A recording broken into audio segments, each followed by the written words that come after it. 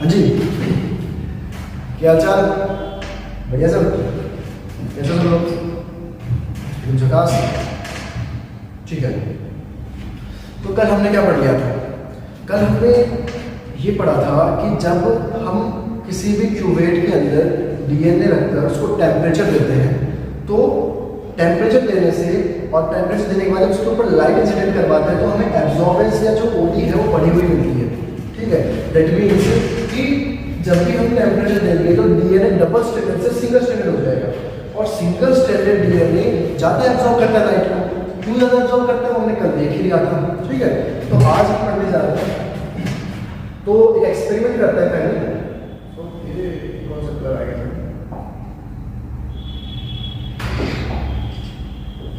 तो आज हम एक्सपेरिमेंट करने जा रहे हैं। इस एक्सपेरिमेंट के अंदर सबसे पहले तो देखो 4 क्यूवेट है, 2 3 और 4।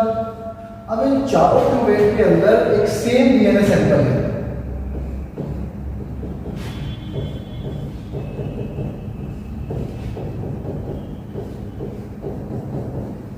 चार क्यूवेट के अंदर सेम डीएनए सैंपल है, कोई डिफरेंस नहीं है इस डीएनए सैंपल के अंदर।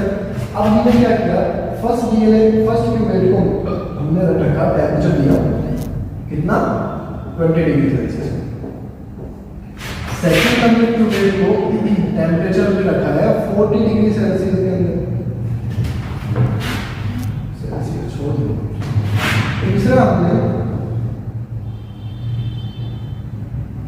तीसरी क्यूवेट को हमने टेम्परेचर दिया है फॉर एग्जांपल 55 डिग्री सेल्सियस और तीसरे को हमने टेम्परेचर दिया है 80 डिग्री। ठीक है, चारों ट्यूब हैं, चारों ट्यूब के अंदर डीएनए रख लिया, सेम डीएनए कंटेंट है, चारों ट्यूब को अलग अलग टेम्परेचर दिया है। इसको इसके ऊपर लाइट गिराकर जब हमने इसकी ओडी देखी तो हमें ऑप्टिकल डेंसिटी आ रही है कितनी 0.3 फॉर एग्जाम्पल। ठीक है, तो 20 डिग्री सेल्सियस के ऊपर डीएनए तो मैं दूंगा नहीं, क्यों कि 20 या 25 डिग्री जो होता है वो तो नॉर्मल रूम टेम्परेचर होता है और उस अगर रूम टेम्परेचर के ऊपर भी आप डीएनए को मेल्ट करवाने लगे और डीएनए को सिंगल स्ट्रैंडेड में तोड़ने लगे तो भैया फिर तो आप जिंदा ही रह पाओगे। आपको जीने के लिए डीएनए नॉर्मल चाहिए या फिर म्यूटेटेड चाहिए? नॉर्मली चाहिए ना। तो डीएनए जब नॉर्मल नहीं रहेगा अगर 20 डिग्री के ऊपर तो आप कैसे जिंदा रहोगे? इसीलिए जो 20 डिग्री के ऊपर सोडियम 0.3, दैट मींस अभी डीएनए डबल स्टैंडर्ड है और डबल स्टैंडर्ड डीएनए जितना एब्जॉर्ब करता है उतनी बॉडी मिल गई।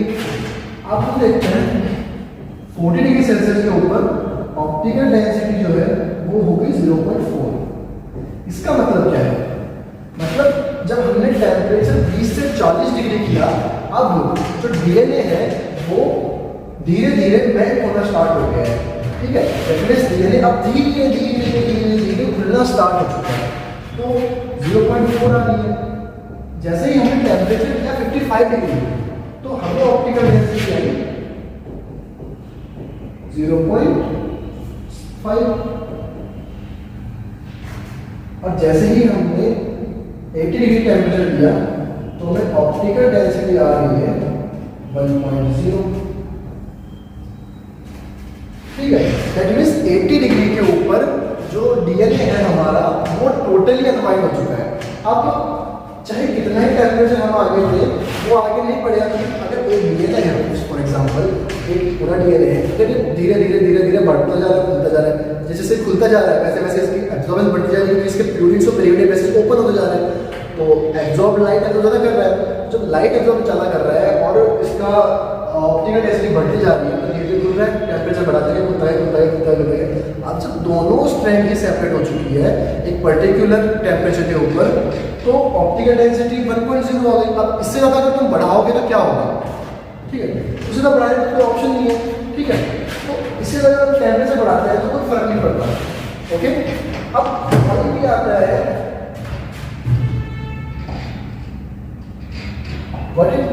अब हम क्या देखते हैं, फॉर एग्जांपल अगर 1.0 इसकी टोटल डेंसिटी है, मतलब टोटल एब्जॉर्बेंस अगर इसकी 1.0 है तो अगर totally unwind DNA 1.0 absorbance show कर रहा है तो तो हाफ अनवाइंड डीएनए कितनी शो करेगा? एब्जॉर्ब 0.5। ठीक है, चलो वापस से समझ में नहीं आया?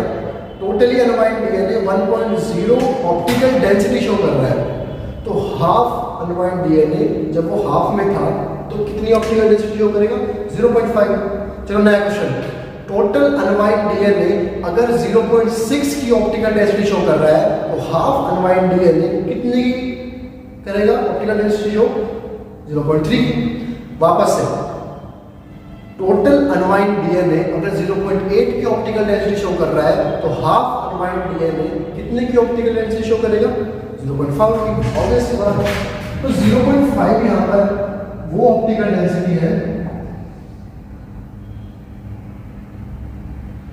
जो हमें तब मिली है जब half of DNA content will be denatured।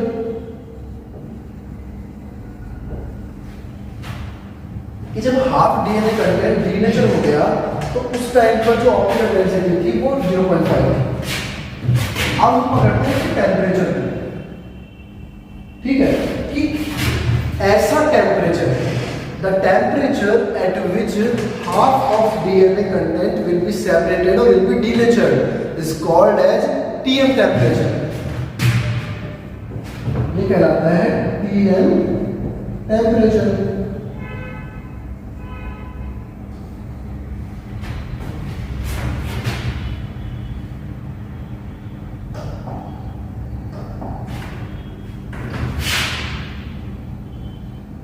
कौन सा कलर चूज करें? ठीक है,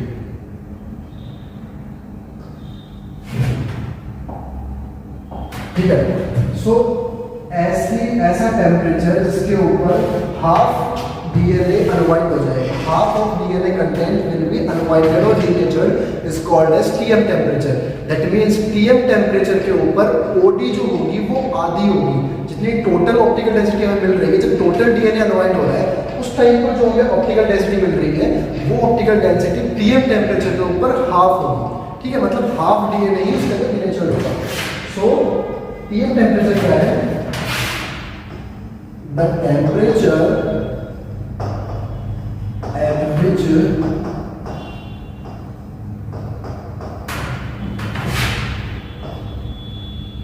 half of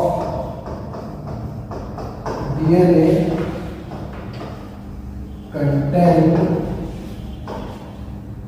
will be denatured। ठीक है, तो टीएम टेम्परेचर क्या होता है कि ऐसा टेम्परेचर जिसके ऊपर half of DNA content will be denatured is called as TM temperature. अब टीएम टेम्परेचर को और समझना जरूरी है, क्यों? क्योंकि टीएम टेम्परेचर से सीधे सीधे क्वेश्चन आता है हमारे एग्जाम में। सीएसआई नेट की जो एग्जाम होती है उसके अंदर डायरेक्ट क्वेश्चन पूछे जाते हैं टीएम टेम्परेचर से। ठीक है, तो हम समझते हैं टीएम टेम्परेचर। अब टीएम टेम्परेचर समझने के लिए हमें ग्राफिकल पैटर्न देखना पड़ेगा और देखते हैं। ठीक है, चलो नेक्स्ट आते हैं, इसको स्क्रीनशॉट कर दो। व्हाट इट अब आता है हमारे सो एक ग्राफ हमने पुट किया, वो ग्राफ था टेम्परेचर के बीच में और ऑप्टिकल डेंसिटी के बीच में। सो कोई डीएनए है उसको हम धीरे धीरे, फॉर एग्जांपल एक ट्यूब है, उस ट्यूब को धीरे धीरे क्या करने से डीएनए है और कंटेंट उसको धीरे धीरे 10 डिग्री से 20 डिग्री के ऊपर लेके जा रहे हैं। 10 डिग्री के ऊपर इसकी ऑप्टिकल डेंसिटी देखिए, ठीक है, 10 डिग्री के ऊपर इसकी ऑप्टिकल डेंसिटी फॉर एग्जांपल 0.1 है, 20 के ऊपर इसकी ऑप्टिकल डेंसिटी 0.2 है, 30 के ऊपर इसकी ऑप्टिकल डेंसिटी 0.22 है कुछ है, 40 के ऊपर इसकी ऑप्टिकल डेंसिटी वही है 0.226 है। ठीक है, तो शुरुआत में जब हम टेम्परेचर का ग्राफ लेंगे ऑप्टिकल डेंसिटी के साथ में तो इस तरीके का मिलेगा, फिर आएगा लेवल फेज, फिर आएगा स्टेशनरी फेज। अब आप ये पूछोगे कि सर आपने डायरेक्ट ही ग्राफ कैसे बना दिया? बताते हैं। ठीक है, तो ये फेज है लैग फेज। ये वाला जो फेज है वो है लॉग फेज, और ये वाला जो फेज है जो एकदम स्टेटिक है, स्टेशनरी है, इसे बोलते हैं हम सैचुरेशन फेज।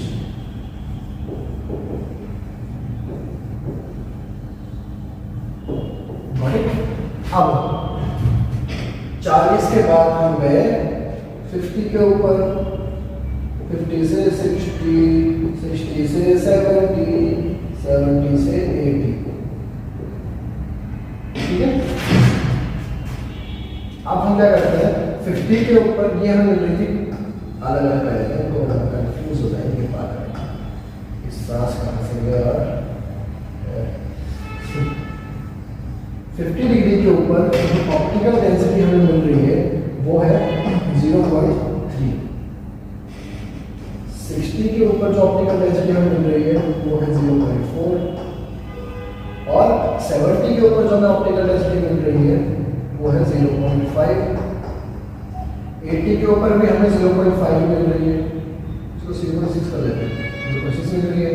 80 के ऊपर भी हमें 0.6 मिल रही है। 90 अगर हमने कर दिया तो 90 के ऊपर हमें ऑप्टिकल डेंसिटी मिल रही है 0.6। अब इनको पुट करते हैं हम ग्राफ में, ठीक है। चलो बना के ही दिखा देते हैं, डायरेक्ट कुछ नहीं करेंगे हम।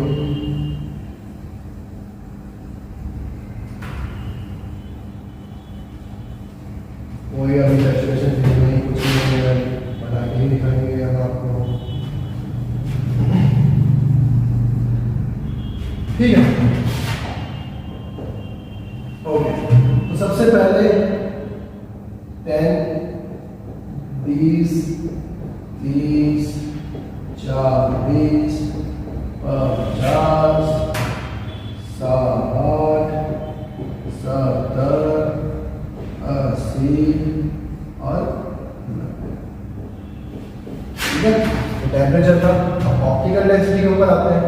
टोटल ऑप्टिकल डेंसिटी कितनी आ रही है 0.6, तो वहीं से स्टार्ट करते हैं 0.6, इसकी आधी हो गई 0.3 और इसकी आधी हो जाएगी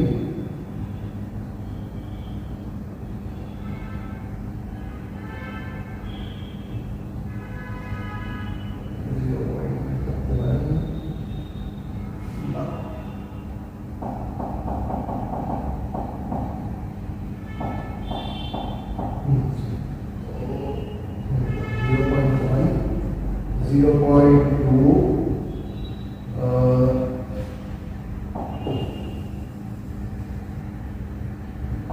0.3, 0.4, 0.5 और ये 0.6। ये क्या है, ये शो कर रहा है ऑप्टिकल डेंसिटी। तो शुरुआत में डीएनए को जब हमने 10 डिग्री सेल्सियस के अंदर देखा तो हमने देखा कि हमें मिला 0.1, ठीक है। फिर हमें मिला 20 डिग्री पर 0.2, ठीक है। फिर हमें 30 डिग्री पर मिला 0.2 से थोड़ा सा ऊपर, फिर हमें 40 डिग्री के ऊपर थोड़ा सा और ऊपर मिला, फिर हमें 50 डिग्री के ऊपर मिला 0.3, फिर हमें 60 डिग्री के ऊपर क्या मिल रहा है 0.4,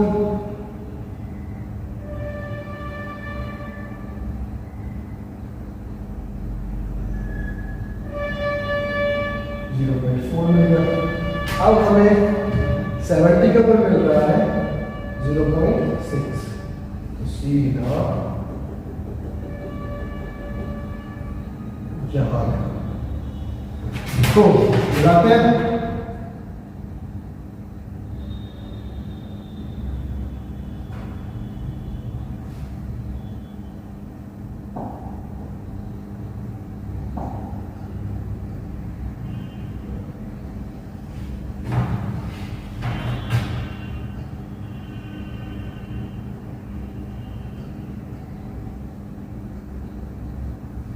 ठीक है, ओके। तो इस तरीके का कुछ ग्राफ बना। अब ये ग्राफ जो है वो सिमिलर लग रहा होगा इसके सिग्मोइड के। और ये वाला जो फेज है, ये वाला फेज है लैग फेज। ये वाला जो फेज है ये है लॉग फेज, और ये वाला जो फेज है ये है सैचुरेशन फेज।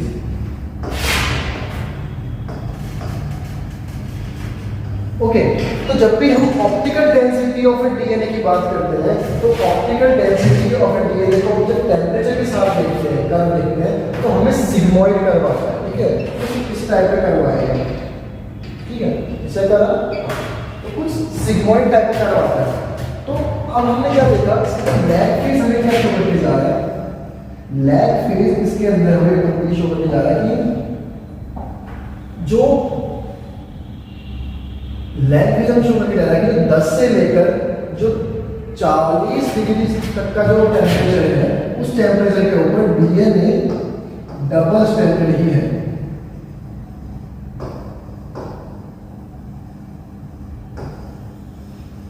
मतलब जो डीएनए नॉर्मल डेंसिटी शो कर रहा था वो ही शो कर रहा है। ठीक है, अगर इसको थोड़ा और कन्वीनियंट बनाए तो हम इसको ऐसे लिख सकते हैं।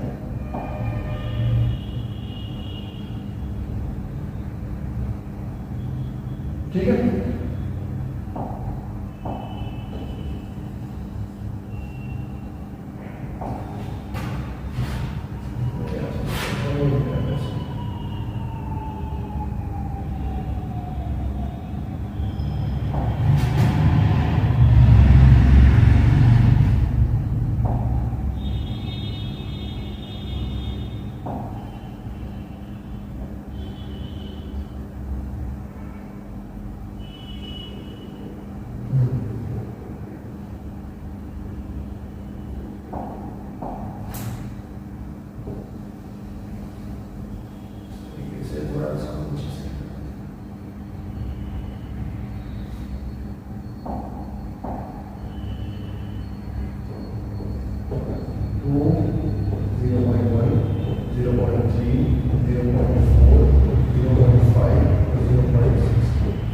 ठीक है।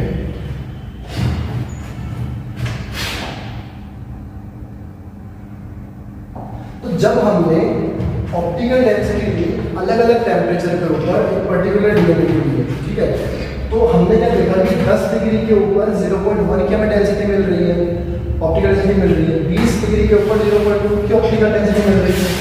10 के ऊपर है 0.1 की, और 20 के ऊपर है 0.2 की, 30 के ऊपर थोड़ा और की है 0.2 की और थोड़ी है।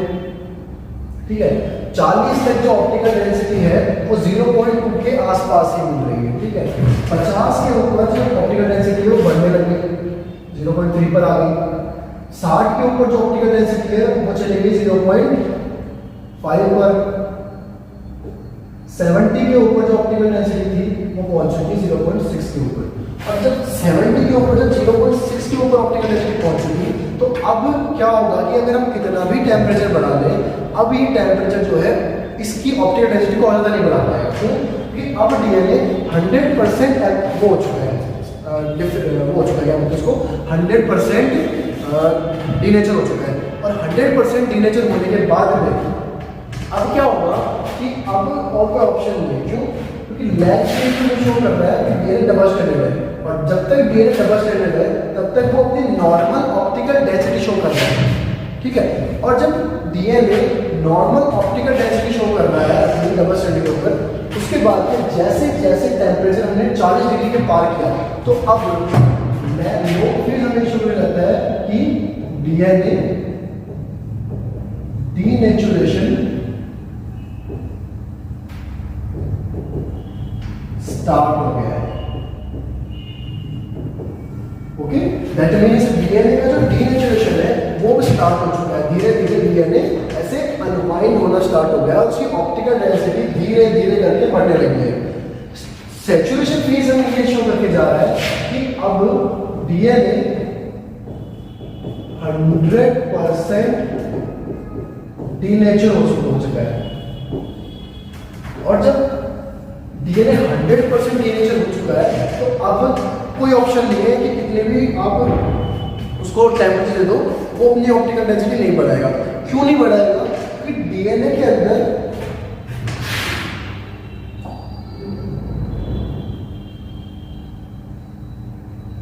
तो क्यों वो अपनी ऑप्टिकल डेंसिटी अब नहीं बढ़ा रहा है? ऐसा क्या हो गया है कि टेम्परेचर हम और बढ़ा रहे हैं लेकिन वो ऑप्टिकल डेंसिटी नहीं बढ़ा पा रहा। तो डीएनए के अंदर ऑप्टिकल डेंसिटी कब बढ़ेगी? जब डीएनए डबल स्ट्रैंड से सिंगल स्ट्रैंड हुआ था, ठीक है। और डीएनए के अंदर कौन कौन से बॉन्डिंग होती है? कोवैलेंट बॉन्डिंग और non covalent bonding. Got it? तो नॉन कोवैलेंट बॉन्डिंग तो हमने नॉर्मल टेम्परेचर जो कि 70 to 80 डिग्री है उससे हमने ब्रेक कर दी, ठीक है। बट जो कोवैलेंट बॉन्डिंग होती है, कोवैलेंट बॉन्डिंग हम टेम्परेचर से ब्रेक ही नहीं कर सकते। कि हमने पिछली या उससे पिछली क्लास में नहीं पढ़ा था कि कोवैलेंट बॉन्डिंग होती है वो जस्ट लाइक मैरिज, कितनी भी गर्मा गर्मी हो जाए वो ब्रेक ही नहीं होगी। जब तक आप उसको 5000 डिग्री सेल्सियस तक टेम्परेचर नहीं दोगे तो वो ब्रेक ही नहीं होगी। तो टेम्परेचर से तो यही काम हो सकता है। हमें यहाँ पे केवल टेम्परेचर दे रहे हैं, टेम्परेचर से केवल यही काम हो सकता है। कौन सा वाला? सिंगल स्ट्रैंड करना। जब डीएनए सिंगल स्ट्रैंड होगा तो सारा का सारा डीएनए जब सिंगल स्ट्रैंड हो चुका है, मतलब एक डीएनए था पहले आधा अनवाइंड हुआ फिर पूरा अनवाइंड हो गया, और जब पूरा का पूरा डीएनए अनवाइंड हो चुका है तो फिर तो भैया वो ही नहीं है, ऑप्शन ही नहीं है। अब क्यों ऑप्टिकल डेंसिटी बढ़ाया है? तो इसीलिए ऑप्टिकल डेंसिटी एक पर्टिकुलर टेम्परेचर के ऊपर जाकर सेचुरेट हो जाती है, और वो ऑप्टिकल डेंसिटी उसकी मैक्सिमम ऑप्टिकल डेंसिटी होती है। Got it? अब हम देखते हैं हाउ टू कैलकुलेट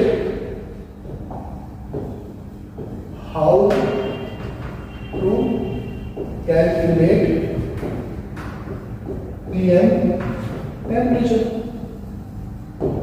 ठीक है। अब हम टेम्परेचर पीएम टेम्परेचर कैसे कैलकुलेट करेंगे? तो नॉर्मली क्या होता है, नॉर्मली जब हम ग्राफिकल एक्सप्रेशन देखते हैं तो इस साइड ऑप्टिकल डेंसिटी है, फॉर एग्जांपल से है क्यूवेट है, क्यूवेट के अंदर डीएनए है। इस डीएनए को हमने पहले 10 डिग्री दिया, फिर 20, फिर 30, फिर 40, फिर 50, फिर 60, फिर 70, फिर 80, ठीक है। जैसे हमने इसको 10 डिग्री का टेम्परेचर दिया, उस टेम्परेचर के ऊपर इसकी जो है 0.2 की है, इसकी है 0. इसकी ऑप्टिकल डेंसिटी आ रही है 0.2 की, ठीक है। अभी मतलब इसकी आ रही है 0.223 की ऑप्टिकल डेंसिटी, इसमें आ रही है 0.226 की ऑप्टिकल डेंसिटी, 40 तक में आपको 0.29 की ऑप्टिकल डेंसिटी मिल रही है, ठीक है। तो इस पीरियड के अंदर डीएनए जो है वो अभी डबल स्ट्रैंडेड है। तो डबल स्ट्रैंडेड जितनी ऑप्टिकल डेंसिटी शो कर सकता है वो कर रहा है। अब क्या होगा, जैसे ही टेम्परेचर हमने 50 डिग्री दिया, तो 50 डिग्री जब हमने टेम्परेचर दिया तो हमें ऑप्टिकल डेंसिटी मिली 0.4, 60 देने पर हमें मिल रही 0.5 की, 70 देने पर हमें मिल रही है 0.6 की, और 80 देने पर हमें मिल रही है 0.6। फिर अब हमने चाहे 90 डिग्री दे दिया तो भी हमें 0.6 की ऑप्टिकल डेंसिटी मिल रही है। 100 तक भी पहुंच गए हम, पर 0.6 से हिलने का नाम नहीं ले रही ऑप्टिकल डेंसिटी। मतलब इस डीएनए की जो ऑप्टिकल डेंसिटी है वो 0.6 है, ठीक है। तो ग्राफ बनाए, ग्राफ बनाते हैं 10, 20, 30, 40, 50, 60,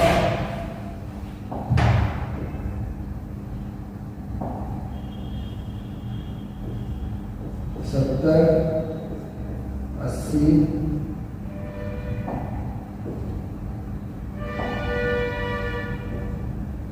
90, ठीक है। इधर हम लिखते हैं ऑप्टिकल डेंसिटी,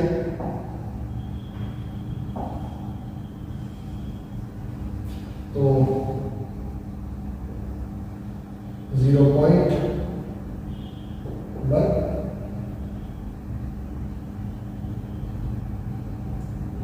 0.2, 0.3, 0.4, 0.5, 0.6, ठीक है। अब यहां से स्टार्ट होगा तो 10 डिग्री के ऊपर हमें 0.2 मिल रही है, ठीक है।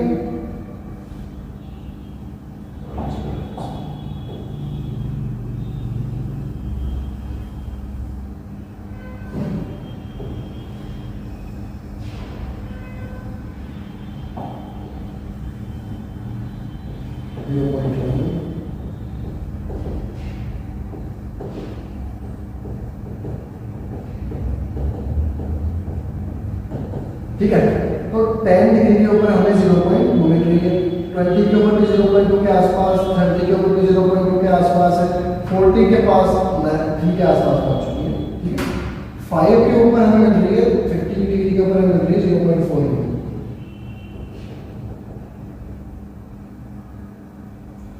60 डिग्री के ऊपर हमें मिल रही है 0.5 की ऑप्टिकल डेंसिटी,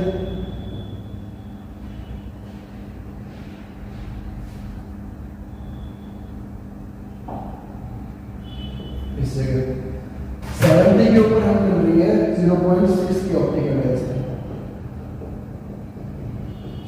और अब ये ऑप्टिकल डेंसिटी सैचुरेट हो चुकी है, ठीक है। तो सबसे पहले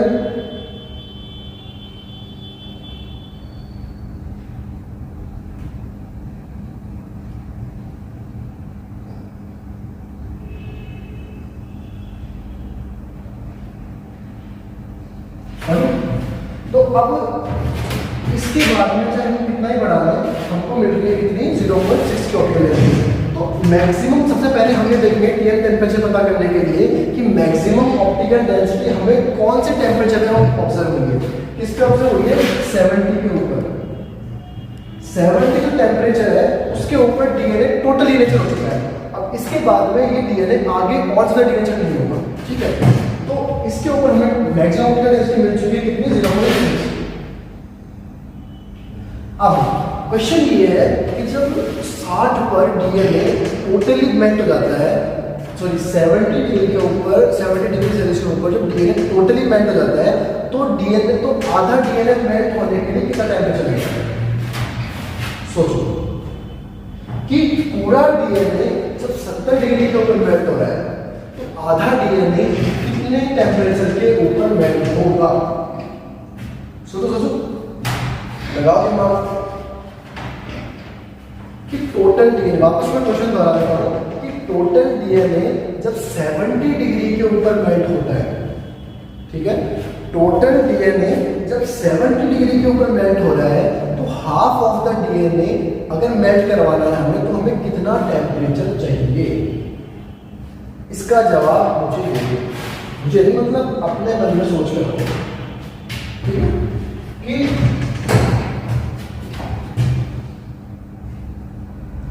अगर 100% डीएनए मेल्टिंग 70 डिग्री के ऊपर होती है तो 50% डीएनए मेल्टिंग कितने टेम्परेचर? अगर आपने ये सोचा कि 70 डिग्री के ऊपर 100% डीएनए मेल्ट हो रहा है तो 35 डिग्री के ऊपर आधा डीएनए मेल्ट हो जाएगा, तो आप बिलीव करो ऐसा नहीं होगा कि अगर 70 डिग्री के ऊपर आधा डीएनए मेल्ट हो रहा है तो 35 डिग्री के ऊपर पूरा डीएनए मेल्ट होगा। ऐसा कभी नहीं होगा। क्यों? क्योंकि ग्राफ जो है, ग्राफ हमारा सिग्मोइड है ना कि स्ट्रेट लाइन का, ठीक है। आप क्या कर रहे हो, आप जो गलती कर रहे हो वो गलती मैक्सिमम स्टूडेंट करते हैं, कोई बात नहीं है, ठीक है। तो 70 डिग्री के ऊपर 70 डिग्री के ऊपर हमारा कवर हो गया। आपने क्या किया? आपने सोचा कि कर्व जो है वो सिग्मोइड है, ठीक है, वो स्ट्रेट लाइन है। आपने क्या सोचा कि कर्व जो है स्ट्रेट लाइन है कि भैया ये रही हमारी ऑप्टिकल डेंसिटी 0.6, ये रही 0.3 और यहाँ पर हमारा टेम्परेचर आ जाएगा 70 डिग्री। तो अगर 35 के ऊपर बात करते हैं, इस जगह पर अगर 35 की बात करते हैं तो 35 जो है वो सीधा 0.3 से मिल जाएगा। तो हमको टोटल ऑप्टिकल डेंसिटी 0.6 आ रही थी, इसके 70 पे और 35 अगर हम देख लेते हैं, 35 अगर हम आंसर दे देते हैं तो ऑप्टिकल डेंसिटी 0.3 आ जाएगी। ऐसा सोच रहे हो कि 0.6 ऑप्टिकल डेंसिटी तब आ रही जब डीएनए सिंगल स्ट्रैंडेड था, और उस टाइम पे टेम्परेचर 70। आपने क्या किया, टेम्परेचर को कम कर दिया, 35 कर दिया, एकदम आधा। और आप सोच रहे हो कि आधा टेम्परेचर करने पर 0.3 ऑप्टिकल डेंसिटी आ जाएगी, जो कि आधी ऑप्टिकल डेंसिटी है। और उसी आधी ऑप्टिकल डेंसिटी का मतलब है कि डीएनए हाफ डीएनए चल रहा है। यहाँ तक देखते हैं आपका जो है 70 है, ये रहा 35 बीच में। 35 के ऊपर जो हमें ऑप्टिकल डेंसिटी मिल रही है वो मिल रही है 2.0.25, क्योंकि टोटल ऑप्टिकल डेंसिटी कितनी है 0.6, तो हाफ ऑप्टिकल डेंसिटी 0.3 होनी चाहिए। दोनों पैरामीटर मैच होने चाहिए ना, दोनों पैरामीटर छोड़ो, एक पैरामीटर जो मेन है, हमें पता कैसे चलेगा कि ये आधा हाफ डीएनए चल रहा है, मतलब एक डीएनए आधा मेल्ट हो चुका है, कैसे पता चलेगा, जब ऑप्टिकल डेंसिटी देखेंगे हम। ठीक है, अब आपने डायरेक्ट सोच लिया कि स्ट्रेट लाइन कर रहा है, और डायरेक्ट आपने बोल दिया कि 35 डिग्री सर, 35 डिग्री। अब 35 डिग्री के ऊपर तो 0.25 आ रही है ऑप्टिकल डेंसिटी। ठीक है, जो तो मैंने कर दी 0.25, ये तो 0.2 ही आ रही थी। ये देखो,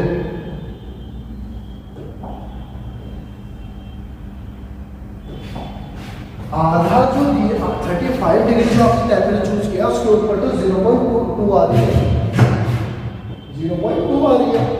लेकिन ऑप्टिकल डेंसिटी तो बता रही है कि भैया जब आधा डीएनए जो होगा डीएनए तो 0.3 आनी चाहिए ऑप्टिकल डेंसिटी।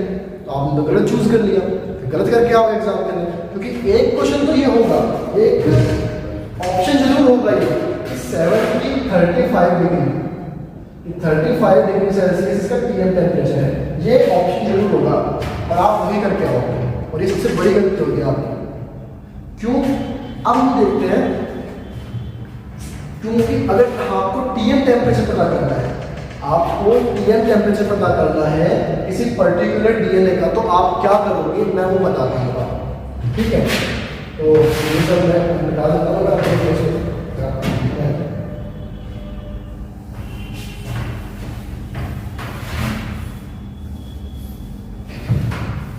तो ये तो हो गई मिस्टेक कि आप क्या मिस्टेक करते हो। अब हम इसका उपाय बताते हैं बच्चों, इसका उपाय क्या होगा। ठीक है, अब ये तो हुई मिस्टेक जो आपको नहीं करनी है, आपको टेम्परेचर के ऊपर नहीं जाना है। तो कभी भी आपको अगर टीएम टेम्परेचर पता करना हो और ग्राफ दे रखा हो, एग्जाम में ग्राफ दे रखा हो, उसका टीएम टेम्परेचर पूछ लिया, तो आप क्या करोगे, आप जाओगे ऑप्टिकल डेंसिटी के ऊपर। टेम्परेचर वाला आपको देखना ही है, टेम्परेचर वाला आप देखते हैं जब इसका ग्राफ स्ट्रेट लाइन होता है, बट स्ट्रेट लाइन नहीं है। जैसे जैसे टेम्परेचर बढ़ रहा है वैसे वैसे थोड़ा ऑप्टिकल डेंसिटी बढ़ रही है। पहले लैग फेज आ रहा है, उसके एक पर्टिकुलर टेम्परेचर के टाइम तक तो भैया वो डीनेचर होना स्टार्ट भी नहीं हुआ है, वो भी डबल स्टैंडर्ड है एक पर्टिकुलर टेम्परेचर के टाइम पर। तो थोड़े टाइम बाद जब अचानक से टेम्परेचर बढ़ेगा और अचानक से डीनेचरिंग स्टार्ट होगी, तब जाके लॉग फेज आएगा। ठीक है, तो ये गलती नहीं करनी, हमको हमेशा ऑप्टिकल डेंसिटी देखनी है। तो ऑप्टिकल डेंसिटी पहले है 0.3, 0.6 full optical density, that means total DNA denature. तो इसका आधा देखता है, 0.6 का आधा होगा 0.3। अब 0.3 जहां मिल रहा है, 0.3 कहां मिला, यहां पर, तो इसका जो टीएम टेम्परेचर होगा 42 डिग्री होगा।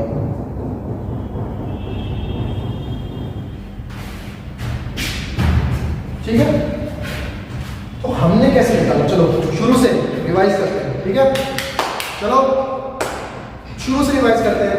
क्या हुआ, हमारे पास में सैंपल था, सैंपल में डीएनए था, डीएनए को हमने 10 डिग्री पे गर्म किया, 20 डिग्री पे गर्म किया, 30 डिग्री पे गर्म किया, 40 डिग्री पे गर्म किया। ऐसे करते करते हमने ऑप्टिकल डेंसिटी और टेम्परेचर के बीच में ग्राफ निकाला। ग्राफ निकालते हम देखते हैं कि हमें मिलता है क्या, सिग्मोइड का रूप। सिग्मोइड के अंदर जो सबसे पहले लैग फेज आया है, वो लैग फेज क्या शो करके जा रहा है, लैग फेज हमें शो करके जा रहा है कि कि जो पर्टिकुलर डीएनए है वो भी तो डबल स्ट्रैंडेड है, वो सिंगल हुआ ही नहीं है, ठीक है। जो normal optical density double stranded show करता है डीएनए वो शो हो रही है और वो भड़कम नहीं, थोड़ी बहुत हल्की फुल्की जरूर चलती है। जब लॉग फेज आएगा तो वो हमें ये शो करके जा रहा है कि अब जो आप टेम्परेचर देने जा रहे हैं उस टेम्परेचर से डीएनए मेल्ट होना स्टार्ट हो गया है और ऑप्टिकल डेंसिटी बढ़ने लग गई है, ठीक है। उसके बाद जैसे ही सैचुरेशन फेज आएगा तो सैचुरेशन फेज के अंदर क्या पता चलेगा कि अब जो डीएनए है एक पर्टिकुलर टेम्परेचर के ऊपर वो डीनेचर हो चुका है। अब तुम कितना ही टेम्परेचर बढ़ाते जाओ, कितना ही कुछ बढ़ाते जाओ, अब उसकी ऑप्टिकल डेंसिटी चेंज नहीं होगी। तो टीएम टेम्परेचर अगर आपको निकालना है तो टीएम टेम्परेचर के ऊपर आधा डीएनए डीनेचर रहेगा। अब आधा डीएनए डीनेचर रहेगा तो पहले जाओ टोटल ऑप्टिकल डेंसिटी के ऊपर। टोटल ऑप्टिकल डेंसिटी ग्राफ के अंदर आपको क्या दे रखी है? अगर 0.8 दे रखी है तो 0.4 पे आ जाओ, आधा करना तो आता होगा, 2 का भाग देना तो आता होगा यार, ऐसा मत करो, 2 का भाग दो, आ जाओ 0.4 के ऊपर। 0.4 के ऊपर आकर ऐसे कैसे, अगर 0.8 है तो ऐसे कैसे इसको मिला दो ग्राफ से, और जहां ग्राफ मिलता है उस जगह पर जो टेम्परेचर हुआ है उसको नीचे मिलाओ, उस जगह पर जो टेम्परेचर है वो हमारा टीम टेम्परेचर होगा। निकाल लिया। तो कभी भी ये गलती मत करना कि एग्जाम के अंदर हमेशा जब भी टीएम टेम्परेचर पूछेगा तो वो ग्राफ पूछेगा, ग्राफ देगा, ठीक है। अगर ग्राफ दे रखा है और उसने डायरेक्ट आपको चालाकी करने के लिए 70 डिग्री आपको 80 डिग्री टेम्परेचर दे दिया, तो आप डायरेक्ट कभी ये मत करना कि 80 डिग्री को 40 कर दो और 40 के ऊपर ऑप्टिकल डेंसिटी देख लो। ऑप्टिकल डेंसिटी देखने की जरूरत नहीं पड़ेगी आपको। अगर आप ऐसे दिमाग लगाओगे तो कि 80 पर अगर आपने डायरेक्ट 40 कर दिया और 40 आपका आंसर में होगा, ऑप्शन में जरूर होगा 40 डिग्री सेल्सियस, और आपने 40 डिग्री का आप गलत लगाओगे। आपको ऑप्टिकल डेंसिटी देखनी पड़ेगी क्योंकि ये सिग्मॉइड कर्व है ना कि स्ट्रेट लाइन। Got it?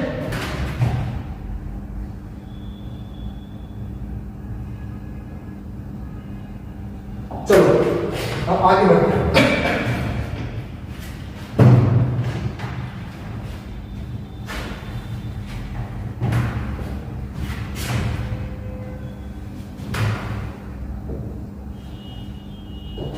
ठीक है, तो एक क्वेश्चन आता है, एक और क्वेश्चन के बारे में डिस्कस कर लेते हैं कि आपको स्पेक्ट्रोस्कोपी के लास्ट सेगमेंट में पहुंच चुके हैं। तो हम क्वेश्चन के बारे में डिस्कस कर लेते हैं कि एक क्वेश्चन आता है, तो आपको क्या करेंगे, जैसे जिस तरीके से मैं पढ़ा रहा हूँ उस तरीके से मैं आपको ऑप्शंस भी नहीं दूंगा, ठीक है। चलो क्वेश्चंस में तो ऑप्शंस आते हैं बट मैं आपको ऑप्शन नहीं दूंगा, आप खुद राइट ऑप्शन चूज कर लोगे क्या क्या हो सकता है, ठीक है। तो क्वेश्चन में क्या है कि 2 क्यूवेट है, इन 2 क्यूवेट के अंदर डीएनए रखा है,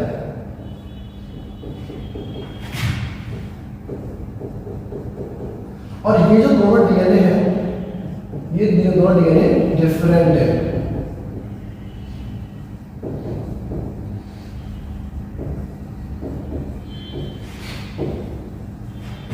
क्वेश्चन आ सकता है कि you have 2 cuvette in which both have DNA sample and both DNA sample are different from each other, ठीक है।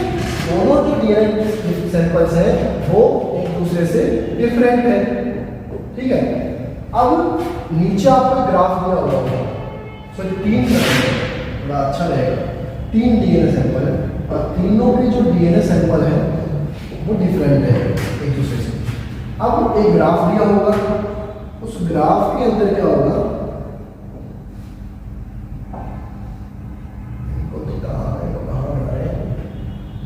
ठीक है। अब उस ग्राफ के अंदर क्या दिया होगा, इधर ऑप्टिकल डेंसिटी वही जो भी करवाया था हमने, इधर टेम्परेचर दे रखा होगा, ठीक है।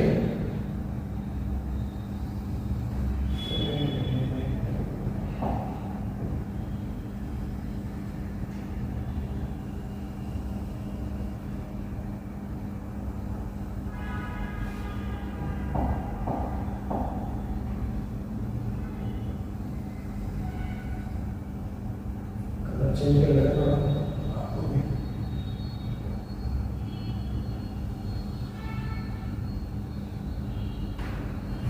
और कलर यूज कर लेते हैं, चलो ये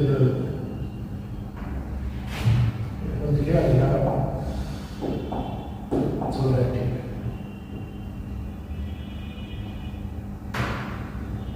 ठीक है, अब ये जो है DNA 1 है, ये सैंपल 2 है और ये सैंपल 3 है।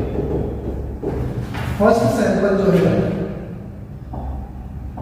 ये फर्स्ट सैंपल, ये सेकंड वाले का ग्राफ है और ये थर्ड वाले का ग्राफ। ठीक है, अब तीनों का ग्राफ दे रखा है, नीचे यहाँ पर आपको ये टेम्परेचर दे रखा होगा 10, 20, 30, 40, 50, 60, 70। ठीक है, अलग टेम्परेचर जो भी है। फिर यहाँ आपको ऑप्टिकल डेंसिटी दे रखी होगी 0.1, 0.2, 0.3, 0.4 और 0.5।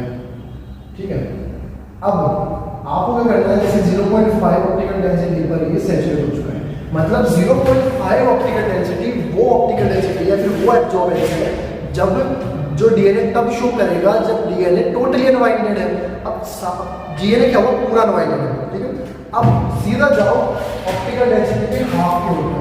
ठीक है, अब ऑप्टिकल डेंसिटी के हाफ के ऊपर जाता है 0.5 का आता है 0.25 ये। ठीक है, अब ऑप्टिकल डेंसिटी का हाफ, तो मतलब तीनों के तीनों जो डीएनए है वो तीनों के तीनों DNA same optical density show कर रहे हैं। ठीक है, मतलब अब इन तीनों के लिए हाफ जो है सेम होगा, तो फर्स्ट डीएनए के लिए टीएम टेम्परेचर हो जाएगा यहाँ पर, सेकंड वाले के लिए जो टीएम टेम्परेचर होगा वो इस जगह होगा, और थर्ड वाले के लिए जो टीएम टेम्परेचर होगा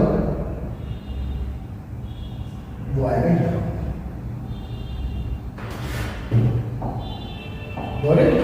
तो 3 ग्राफ दे रखे होंगे आपको, 3 डीएनए सैंपल दे रखे हैं और ये दिख रखा है कि तीनों के तीनों डीएनए सैंपल एक दूसरे से डिफरेंट है, और नीचे पूछ रखा है y,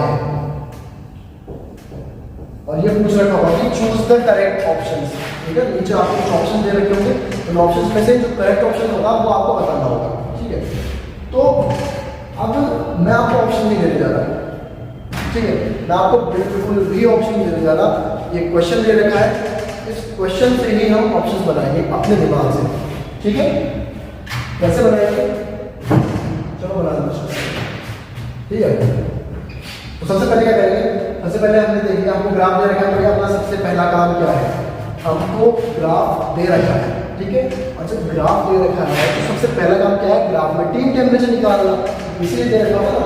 तो पहले वाले का जो फर्स्ट सैंपल है उसका टीएम टेम्परेचर क्या मिल रहा है आपको, फर्स्ट का टीएम टेम्परेचर मिल रहा है 28 के समथिंग, टीएम टेम्परेचर हो गया 28, 28 के ऊपर फर्स्ट डीएनए हाफ मिनट लगता है।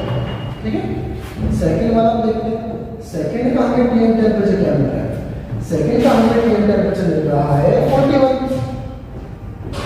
अब थर्ड का हमें टीएम टेम्परेचर क्या मिल रहा है, थर्ड का हमें टीएम टेम्परेचर मिल रहा है 55। अब मैं आपको ऑप्शन नहीं दूंगा, मैं आपको बिल्कुल भी ऑप्शन नहीं दूंगा, ऑप्शन नंबर खुद निकालेंगे अपने दिमाग से। क्वेश्चन है, क्वेश्चन पढ़ा कि तीनों डिफरेंट है एक दूसरे से, क्यों और कैसे डिफरेंट है एक दूसरे से। ठीक है, उसमें आ जाता है ग्राफ देखा, ग्राफ देखे तीनों का टीएम टेम्परेचर लिखा, टीएम टेम्परेचर लिखा दिया। अब वर्ड पकड़ते हैं। ठीक है, क्वेश्चंस के वर्ड क्या है, डिफरेंट है। पहला वर्ड तो यही पकड़ना है कि एक डीएनए दूसरे डीएनए से डिफरेंट कैसे हो सकता है। सोचो, ऐसा तो है नहीं कि एक डीएनए के अंदर सींग आ गई और दूसरे डीएनए की एक आंख फूटी हुई है, और तीसरा डीएनए है जो क्या ही बोलूं, 3 अलग अलग डीएनए हो गए। अब 3 अलग अलग डीएनए कैसे हो सकते हैं, सही जा रहे हो, सही जा रहे हो। सैंपल दैट मींस डीएनए का जो सीक्वेंस है, मतलब जो तीनों डीएनए है इनका सीक्वेंस अलग है एक दूसरे से, क्योंकि डीएनए सीक्वेंस अलग होगा तभी जाके तो 3 जो डीएनए है वो 2 डीएनए एक दूसरे से अलग होंगे। किसी के अंदर एजीसीटी का सीक्वेंस है, किसी के अंदर टीजीसीसी का सीक्वेंस है, तो दोनों एक दूसरे से अलग होंगे। अब चलो पहला कीवर्ड हमने पकड़ लिया क्या, डिफरेंट है, कि एक दिमाग लगाओ कि एक डीएनए दूसरे डीएनए से कैसे डिफरेंट हो सकता है, on the base of their sequence. अब सीक्वेंस को पकड़ लो। दूसरा वर्ड क्या है, सीक्वेंस। चलो सीक्वेंस वर्ड को पकड़ते हैं। सीक्वेंस किससे मिलकर बना होता है, 4 ही बेस पेयर्स है डीएनए के अंदर, एडेनिन, गुआनिन, साइटोसिन और थाइमिन। ठीक है, 4 बेसेस हो गए। अब ये जो 4 बेसेस है एडेनिन, गुआनिन, साइटोसिन और थाइमिन, इन्हीं से मिलकर बना होगा भाई। ठीक है, चलो दूसरा काम ये कर हो गया। अपन ने कितना आगे पहुंच गए क्वेश्चन के अंदर बिना ऑप्शंस देखे। ठीक है, ऑप्शन देने की जरूरत ही नहीं है। एडेनिन, गुआनिन, साइटोसिन और थाइमिन 4 आपको बेसिस मिलेंगे। अब ये जो 4 बेसिस है, इन 4 बेसिस में बॉन्डिंग कैसे होगी वो देखते हैं। ठीक है, एडेनिन ऑलवेज थाइमिन के साथ बाइंड करेगा और गुआनिन जो है ऑलवेज साइटोसिन के साथ बाइंड करेगा। चलो यहां तक पहुंच गए कि एडेनिन थाइमिन के साथ बाइंड करेगा, गुआनिन साइटोसिन के साथ बाइंड करेगा। अब ये सोचो कि जो एडेनिन और थाइमिन है जब वो आपस में बाइंड करते हैं तो 2 बॉन्ड के साथ बाइंड करते हैं, 2 हाइड्रोजन बॉन्ड के साथ बाइंड करते हैं। और जो गुआनिन और साइटोसिन है वो 3 हाइड्रोजन बॉन्ड के साथ बाइंड करते हैं, है ना? सही बात है। तो अब वापस आते हैं हमारे ग्राफ के ऊपर। चलो ग्राफ की बात नहीं, पहले ये सोचो कि एक तो आप 2 लकड़ी को तोड़ रहे हो हाथ से और एक आप 3 लकड़ियों को हाथ से तोड़ रहे हो, किसके अंदर ज्यादा एनर्जी यूज करनी है? ऑब्वियसली बात है, 3 लकड़ियों को जब आप तोड़ोगे तो एनर्जी ज्यादा यूज होगी। तो 2 बॉन्ड तोड़ने के लिए ज्यादा टेम्परेचर चाहिए, 3 बॉन्ड तोड़ने के लिए ज्यादा टेम्परेचर चाहिए? 3 बॉन्ड तोड़ने के लिए फॉर एग्जाम्पल हमारे पास 2 डीएनए है, एक डीएनए ये है और एक डीएनए ये है। एक के अंदर सीक्वेंस है ABTA और एक के अंदर सीक्वेंस है GCG। एडेनिन थाइमिन के साथ बाइंड होगा और ये डबल बॉन्ड से टूट रहेगा और यहाँ cytosine, guanine, cytosine, guanine, guanine और साइटोसिन। ठीक है, ये ट्रिपल बॉन्ड से बाइंड है। चलो बॉन्ड ही लिखते हैं, इतने बेसिक से ठीक है, बॉन्ड लिख लेते हैं। आप टेम्परेचर के भाग में, ठीक है, बॉन्ड लिखते हैं। इसके बॉन्ड कितने हैं? 1 2 3 4 5 6 7 8 बॉन्ड है इसके पास में, 8 हाइड्रोजन बॉन्ड है। ठीक है, इसका बॉन्ड कितने हैं?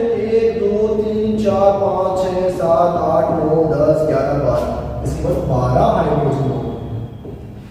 अब यार इतना दिमाग तो तुम लगा ही सकते हो कि 8 बार हाइड्रोजन बॉन्ड तोड़ने के ज्यादा टेम्परेचर चाहिए, 12 हाइड्रोजन बॉन्ड तोड़ने के ज्यादा टेम्परेचर चाहिए। ठीक है, अब आओ जो टीएम टेम्परेचर लिखेंगे। फर्स्ट सैंपल का टीएम टेम्परेचर था 28 डिग्री, सेकंड सैंपल का टीएम टेम्परेचर था 41 और थर्ड जो सैंपल है उसका टीएम टेम्परेचर 65। ठीक है, 55। तो जिसका टीएम जितना ज्यादा होगा मतलब वो ज्यादा टेम्परेचर पर अनवाइंड हो रहा है।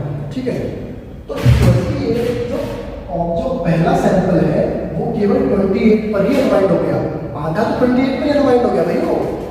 ठीक है, तो मतलब जो डीएनए सैंपल जल्दी अनवाइंड हो रहा है उसके अंदर कौन से बॉन्ड होंगे? डबल बॉन्ड होंगे या ट्रिपल बॉन्ड होंगे? पहले मुझे ये बताओ, मन में बोल लो, कोई बात नहीं, कि एक डीएनए जो बिल्कुल कम टेम्परेचर पर ही अनवाइंड हो गया उसका जो उसमें डबल बॉन्ड ज्यादा होंगे, ट्रिपल बॉन्ड ज्यादा होंगे? डबल बॉन्ड ज्यादा होंगे, तो डबल बॉन्ड ज्यादा होंगे तो एडेनिन और थाइमिन ज्यादा होंगे। ठीक है, तो मतलब सैंपल 1 के अंदर जो सीक्वेंस है उसमें एडेनिन और थाइमिन क्या है? ज्यादा। ठीक है, तो एडेनिन और थाइमिन से ये भरपूर है, जो मैक्सिमम एडेनिन और थाइमिन है। थर्ड के ऊपर आते हैं। थर्ड जो है एक तो ऐसा डीएनए जो बहुत जल्दी मेल्ट हो गया, हमने टेम्परेचर दिया थोड़ा सा मेल्ट हो गया, और एक वो डीएनए जो हमने टेम्परेचर को आसमान छुआ दिया, मतलब हमने 55 डिग्री पे तो आधा मेल्ट हुआ है। तो ऐसा डीएनए जिसको जब हम टेम्परेचर दे रहे हैं तो वो उस टेम्परेचर को मैक्सिमम टेम्परेचर के ऊपर जाकर ही मेल्ट हो रहा है। उसके अंदर ट्रिपल बॉन्ड होंगे या फिर डबल बॉन्ड होंगे? Triple bond. That means this DNA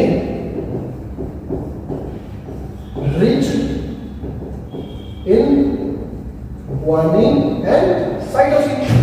ठीक है, अब क्या देखते हैं? आपने ऑप्शन पता कर लिए। ऑप्शंस में क्या आएगा? ऑप्शंस में हमेशा ये कुछ आएगा, ए ऑप्शन कि sample 1 is sample 1 is rich in adenine and thymine and sample 3 is rich in guanine and cytosine. एक जो सही करेक्ट ऑप्शन होगा यही होगा। जैसे ही आप पढ़ोगे कि चलो ठीक है, फर्स्ट के अंदर एडेनिन और थाइमिन ज्यादा होने चाहिए और थर्ड वाला जो है वो लेट मेल्ट हो रहा है, तो उसके अंदर ट्रिपल बॉन्ड ज़्यादा होने चाहिए और उसके अंदर ग्वानिन और साइटोसिन ज़्यादा होने चाहिए। तो सही बोल रहा है भाई ऑप्शन, टिक करो, खत्म करो बात, तुम्हारा ये क्वेश्चन हो गया। ठीक है, आगे समझ में कैसे क्वेश्चन पढ़ने हैं, कैसे आंसर देने हैं। ठीक है, नेक्स्ट। अब एक और एक्सपेरिमेंट करते हैं। एग्जामिनर आया, एग्जामिनर आपको 2 क्यूवेट दी। इन 2 क्यूवेट के अंदर आपको ये पता करना है जो डीएनए सैंपल है, दोनों क्यूवेट के अंदर जो डीएनए सैंपल है वो डीएनए सैंपल सेम है और डिफरेंट है। कैसे पता करें कि सेम है डिफरेंट है? ऑब्वियस सी बात है, ऑप्टिकल डेंसिटी से। कैसे?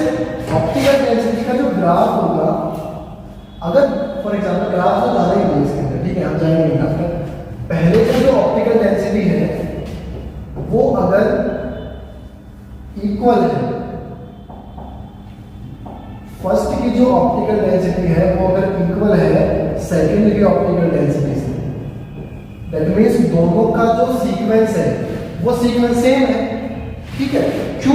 क्योंकि अगर पहले वाले सैंपल के अंदर, पहले वाले डीएनए के अंदर AGCT का है सीक्वेंस और दूसरे वाले डीएनए के अंदर भी AGCT का सीक्वेंस है, तो दोनों तब ही डीनेचर होंगे, दोनों की ऑप्टिकल डेंसिटी जो है वो तब ही सेम आएगी जब दोनों के दोनों सेम सीक्वेंस के हों। ठीक है, क्योंकि जब हम TM टेम्परेचर देंगे तो जितने टाइम में ये मेल्ट होगा उतने टाइम में सेकेंड वाला मेल्ट होगा, कि दोनों का बॉन्डिंग जो है वो सेम है। इसमें जो हाइड्रोजन बॉन्डिंग पाई जा रही है उतनी ही हाइड्रोजन बॉन्डिंग सेकंड के तक पाई जाएगी। तो कभी भी अगर ऐसा क्वेश्चन आए कि फर्स्ट जो डीएनए है वो सेकंड डीएनए से कैसे अलग है, फर्स्ट डीएनए सेकंड डीएनए के अंदर जो सीक्वेंस है वो अलग या सेम है, तो आपको ऑप्टिकल डेंसिटी दे रखी होगी और ऑप्टिकल डेंसिटी के अंदर क्या है कि अगर दोनों की ऑप्टिकल डेंसिटी सेम है दैट मींस उनका सीक्वेंस सेम है, और अगर दोनों की ऑप्टिकल डेंसिटी अलग अलग है तो उनका सीक्वेंस सेम नहीं है। एक टाइप का क्वेश्चन ये हो सकता है इसका फर्स्ट टॉपिक। नेक्स्ट पढ़ते हैं। अब एक क्वेश्चन ये हो सकता है कि आपको 2 ट्यूब दे रखी हो और उन ट्यूब के अंदर आपको बता रखा हो कि डीएनए है, दोनों के अंदर डीएनए है।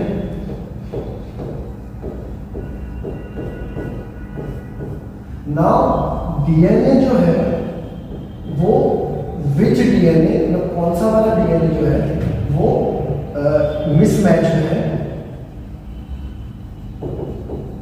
और कौन सा डीएनए एक्यूरेटली मैच है, फिर करेक्टली बाउंड है, करेक्टली मैच है। अब सबसे पहले ये जानते हैं कि मिसमैच और करेक्टली मैच डीएनए क्या होता है। फॉर एग्जाम्पल एक डीएनए है ये और एक डीएनए है ये।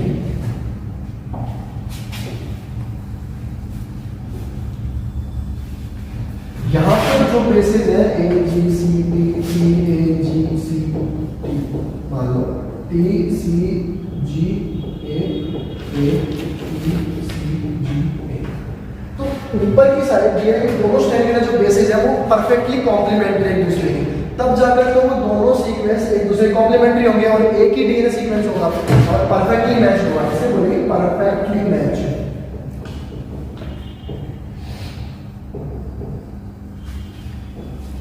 और दूसरा डीएनए है, उस डीएनए के अंदर कुछ ऐसे सीक्वेंस हैं जो सीक्वेंस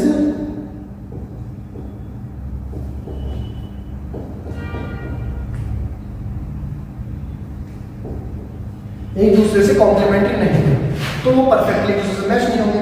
अब इन दोनों में से कौन सा वाला डीएनए पहले मेल्ट होगा, जो जैसे बाउंडेड नहीं है। जो डीएनए मिसमैच है उसका जो हम ऑप्टिकल डेंसिटी और टेम्परेचर के बीच में ग्राफ देखेंगे तो हमको 2 ग्राफ मिल रहे हैं। अब आप खुद बताओगे कि कौन सा वाला सैंपल फर्स्ट है और कौन सा वाला सेकंड है। ये वाला फर्स्ट डीएनए का सैंपल है और ये वाला सेकंड डीएनए का सैंपल। तो इसके अंदर पहला वाला जो ग्राफ शो हो रहा है वो हमें शो कर रहा है कि डीएनए इजीली मेल्ट हो गया, कि उसकी ऑप्टिकल डेंसिटी जल्दी मिलती और उसका ग्राफ जो है पहले आ गया। और सेकंड वाला हमें बता रहा है कि डीएनए लेट मेल्ट हुआ है। अब लेट मेल्ट कब होगा? डीएनए परफेक्टली क्लियर होगा। तो जो फर्स्ट ग्राफ है वो सेकंड सैंपल के बारे में है और जो सेकंड वाला ग्राफ है वो फर्स्ट सैंपल के बारे में है। ठीक है, इसका आंसर हो गया हमारे पास। Got it?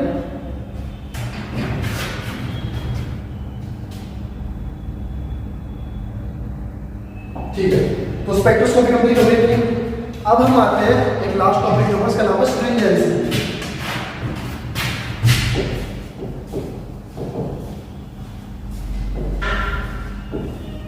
ठीक है, अब स्ट्रिंजेंसी क्या होती है? स्ट्रिंजेंसी क्या है? स्ट्रिंजेंसी एक छोटा सा टॉपिक है बट बहुत इंपॉर्टेंट टॉपिक है ये कि स्ट्रिंजेंसी क्या होती है? कि stringency is an environment, is a condition.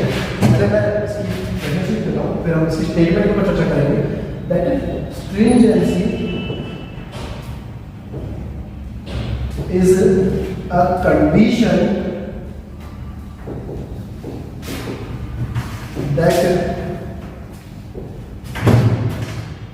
decide the binding of DNA or that decide the binding will happen or not. That means ऐसी कंडीशन जो ये डिसाइड करके जाती हो कि एक पर्टिकुलर डीएनए स्ट्रेंथ, दोनों डीएनए स्ट्रेंथ्स आपस में बाइंड करेंगे या नहीं करेंगे, वो कहलाती है स्ट्रिंजेंसी। अब स्ट्रिंजेंसी के अंदर हम क्या देखते हैं? दो कंडीशन होती है। पहली होती है हाई स्ट्रिंजेंसी और दूसरी होती है लो स्ट्रिंजेंसी। क्या होती है हाई और लो? तो फॉर एग्जांपल एक फ्लूइड है, उसके अंदर डीएनए है, तो डीएनए अभी सेपरेटेड है, मतलब सिंगल स्टैंडर्ड डीएनए है। क्यों? क्योंकि सिंगल स्टैंडर्ड डीएनए से लेकर टेम्परेचर उसको दे रखा है 90 डिग्री के पास में। अब 90 डिग्री के ऊपर जो डीएनए है वो सिंगल स्टैंड रहेगा, वो बाइंडिंग करने के लिए पॉसिबल ही नहीं होगा। क्यों पॉसिबल नहीं होगा बाइंडिंग करने के लिए? क्योंकि वो हार्श कंडीशन है उस पर्टिकुलर डीएनए के लिए। ठीक है, तो when temperature is high then it's a harsh condition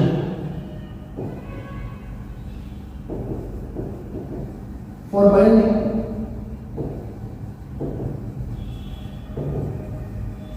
ठीक है, अब अगर हम टेम्परेचर को कम कर देते हैं, नाउ अगर हम टेम्परेचर को कम कर देते हैं तो फ्लूइड के अंदर जो रखा हुआ डीएनए है वो आपस में बाइंड हो जाएगा और जब बाइंडिंग हो जाएगी तो उसको बोलेंगे favourable condition.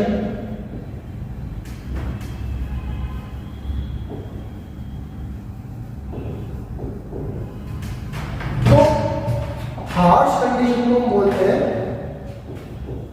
High stringency, high stringency. और फेवरेबल कंडीशन को हम बोलते हैं लो स्ट्रिंजेंसी।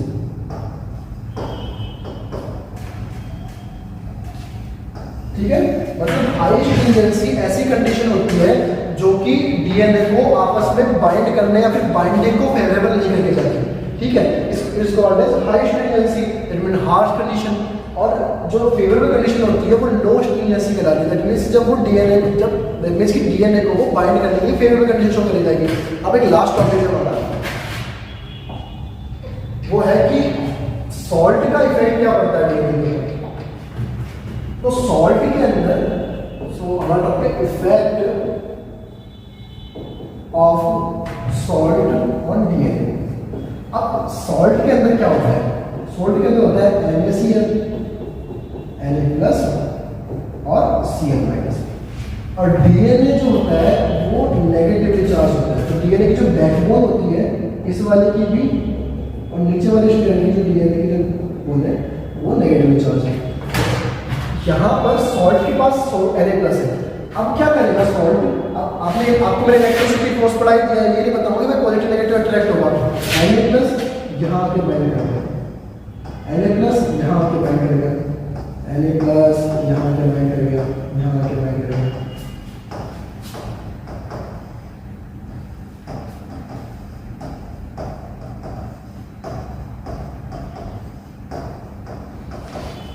अब हम देखते हैं कि अगर एक डीएनए को एक पर्टिकुलर हाई साल्ट कंसंट्रेशन के अंदर रखा जाता है, मतलब एक डीएनए है उसको मैं हाई साल्ट कंसंट्रेशन किया, मतलब Na+ की जो कंसंट्रेशन है वो बहुत ज़्यादा है, तो अब क्या करेगा, अब इलेक्ट्रोसिटी फोर्स जो होता है वो क्रश की तरह था और क्रश अनलिमिटेड होते हैं। तो अगर ये डीएनए है हमारा और इस डीएनए के ऊपर सोडियम आयन आके चिपक रहे हैं, तो Na+ जो है वो इस वाली के साथ तो अट्रैक्शन करेगा और ऊपर वाली जो स्ट्रैंड है उसके नेगेटिव के साथ में अट्रैक्ट करेगा। तो अगर इस तरीके से डीएनए है हमारा और यहाँ पर Na+ आके बाइंड हो गया, तो Na+ क्या करेगा, इन दोनों को और टाइटली कंबाइंड कर देगा, क्योंकि दो डीएनए है, Na+ आया, Na+ ने इस वाले के साथ में इंटरेक्ट किया और इस वाले के साथ में इंटरेक्ट किया, जब दोनों को बॉन्ड बना दिया तो और ज़्यादा स्ट्रांगली बाइंड हो गया।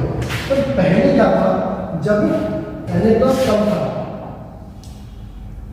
So when salt is low, तो ये जो डीएनए था वो ओनली हाइड्रोजन बॉन्डिंग से बाउंडेड था, बट जब Na+ ज्यादा हो गया तो अब हाइड्रोजन बॉन्डिंग के साथ साथ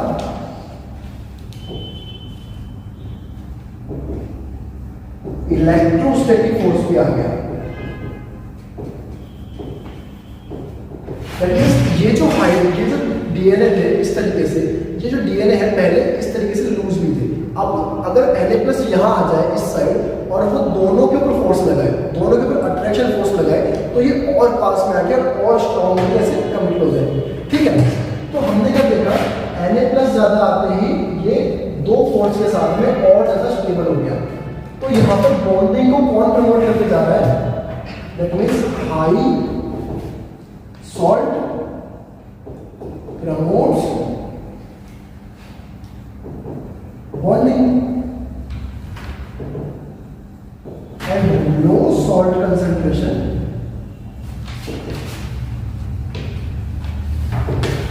is a harsh condition for bonding। तो आगे कभी भी अगर मैं स्ट्रिंजेंसी की बात करूं, ये बात देखो, ठीक है, अब अगर आगे मैं कभी भी स्ट्रिंजेंसी की बात करूं तो हाई स्ट्रिंजेंसी क्या है,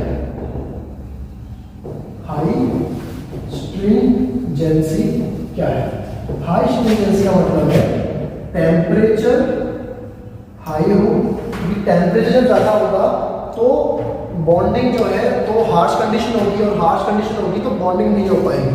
तो टेम्परेचर ज्यादा हो प्लस सॉल्ट जो हो कम हो, क्योंकि सॉल्ट कम होगा तो केवल वो हाइड्रोजन बॉन्डिंग से बाइंड रहेंगे और उनकी जो बाइंडिंग कैपेसिटी वो कम हो जाएगी। जबकि लो स्ट्रिंजेंसी का क्या मतलब है, लो स्ट्रिंजेंसी का मतलब है कि टेम्परेचर तो कम हो जिससे कि फेवरेबल कंडीशन मिले for binding, plus salt concentration ज्यादा हो। तो अगर सॉल्ट कंसंट्रेशन ज्यादा होगी तो परफेक्टली इलेक्ट्रोस्टैटिक और हाइड्रोजन बॉन्डिंग दोनों उसको इजीली अच्छे से बॉन्ड कराने में और फोल्ड कराने में काम आएंगे। तो ये हो गया स्ट्रिंजेंसी हमारा। ठीक है, तो आज के लिए सिर्फ इतना ही, बाकी कल नए वाले वीडियो करते हैं। ठीक है।